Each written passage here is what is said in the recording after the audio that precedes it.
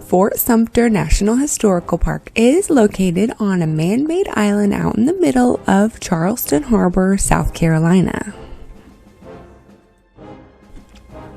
Even though this National Historical Park is free to enter, you do have to pay for a ferry ride to get there. You cannot take your own boat. So the two options are the Fort Sumter Visitor Center, which is located right in Charleston, or you can go up to the Patriots Point Naval and Maritime Museum right across the waterway, and it's located in Mount Pleasant, and that's the one we took. And it's good to note that the ferry only departs from Patriots Point one time a day at 1 p.m. and it departs from Charleston in Liberty Square 2 times a day at 11 a.m. and 2:30 p.m. And the prices are as followed: $35 for adults, $31 for senior and active military, $21 for children 4 to 11, and children 3 and under are free. We do come back another day to explore the USS Yorktown, but that'll be in another video. It was a quick 30-minute ride to the fort. There is seating inside and outside. No assigned seating, you just sit where you like. There is a snack bar and restrooms on the ship. And we went outside and enjoyed the beautiful weather we were having. We went January 2nd, 2023. And the weather was really beautiful. We did see dolphins, but they were too quick for my camera. Fort Sumter is where the very first battle of the American Civil War began.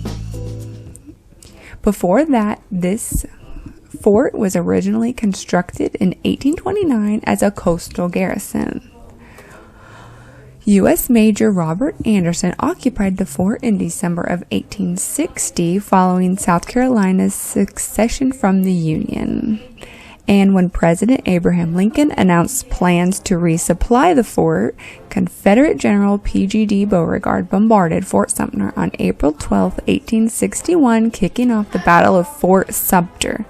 After a 34-hour exchange of artillery fire, Anderson and 86 soldiers surrendered the fort on April 13th. There were no casualties during that time. Then Confederate troops occupied the fort for nearly 4 years, resisting several bombardments by Union forces before they abandoned the garrison, prior to William T. Sherman's capture of Charleston in February of 1865.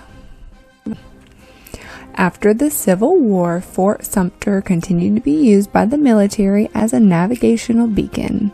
In 1890s, a large Endicott battery was constructed inside the old fort.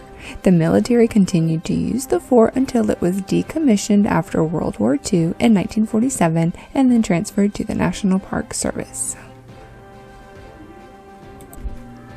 And if you like these informative travel videos, don't forget to hit the like button and subscribe.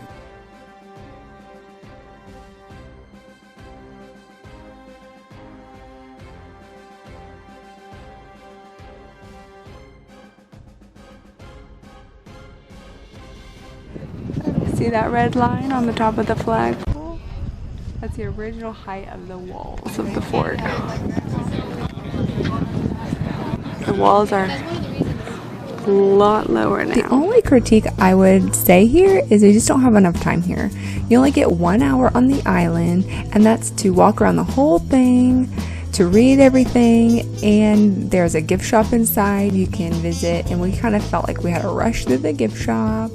So that would be my only critique here. Instead of an hour, I would really even have an hour and a half to 2 hours. I would say 2 hours, but even an hour and a half would just give you that little extra time to be able to really enjoy yourself and not feel rushed.